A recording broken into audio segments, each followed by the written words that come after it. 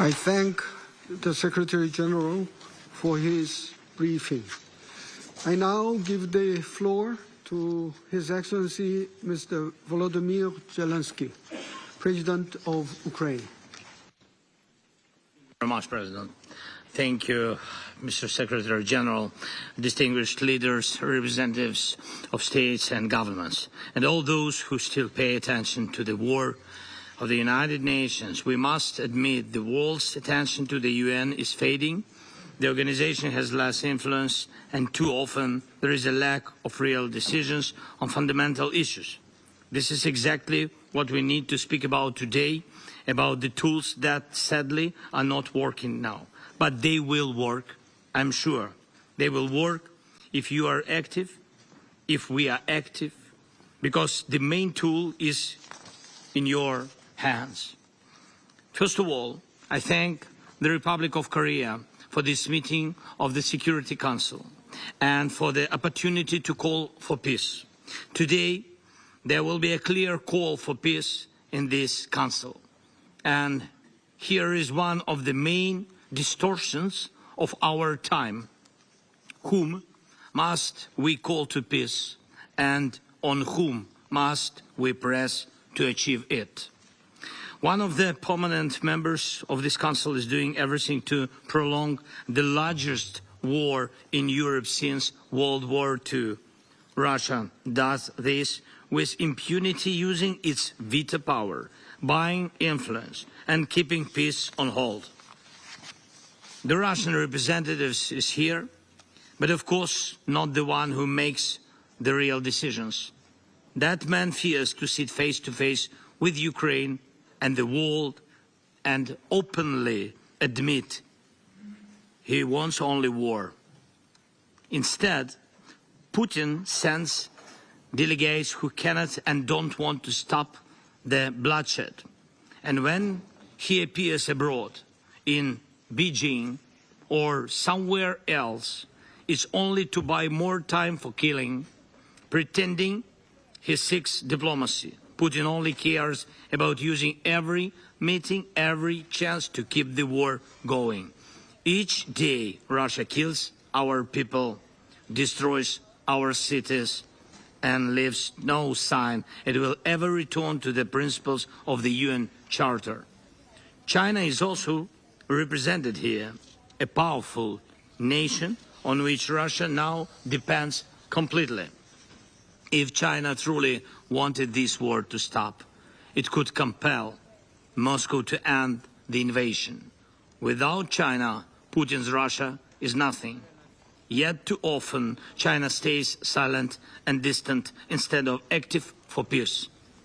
The United States of America is present here as well, a strong nation that supports our defense, and we've said yes to every proposal from the US President for a ceasefire and talks with Russia to bring peace. But Russia always says no, or tries to confuse everyone so that even a ceasefire can't happen. And I met with President Trump just now, and we spoke about how to finally bring peace, and we discussed a few good ideas, and I hope they will work.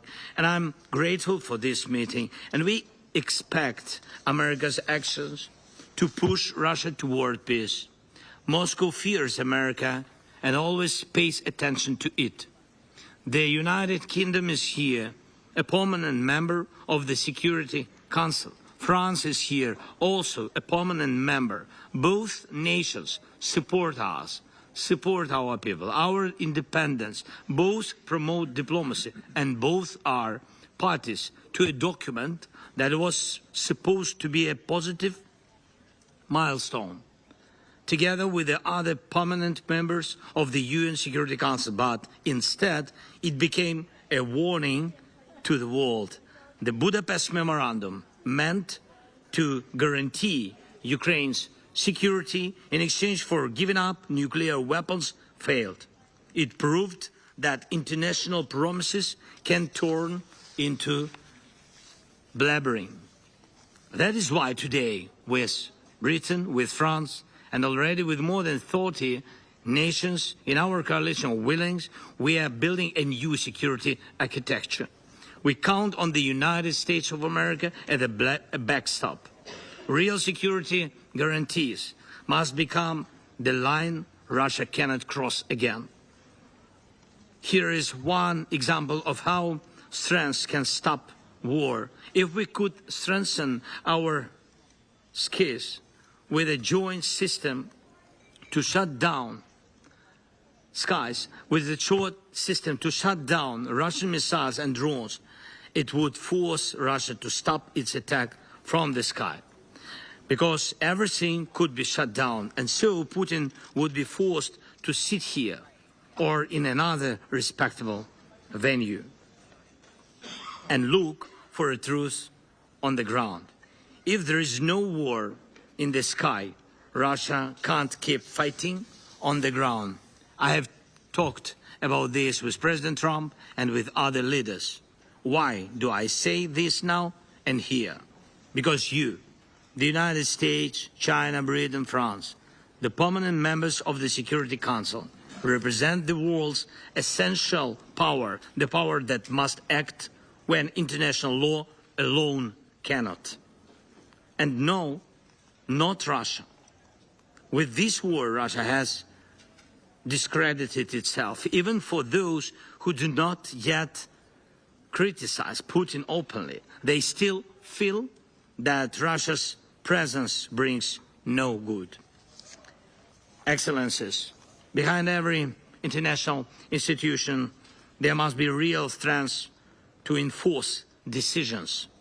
This is true for the Security Council and for the UN as a whole.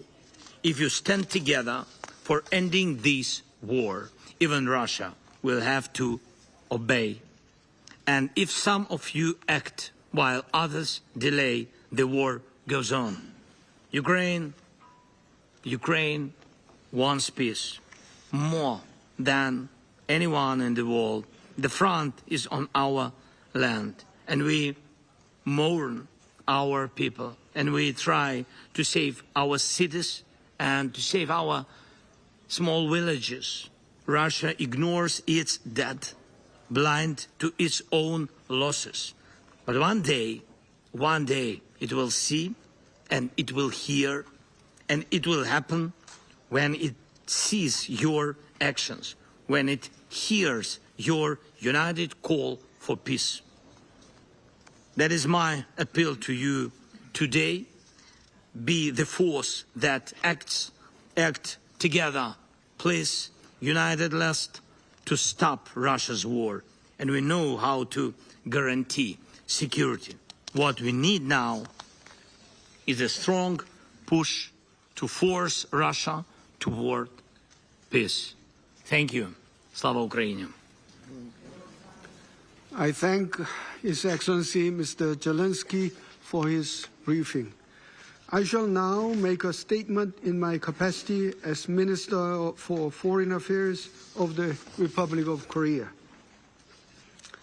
Once again, I thank the Secretary General for his insightful briefing.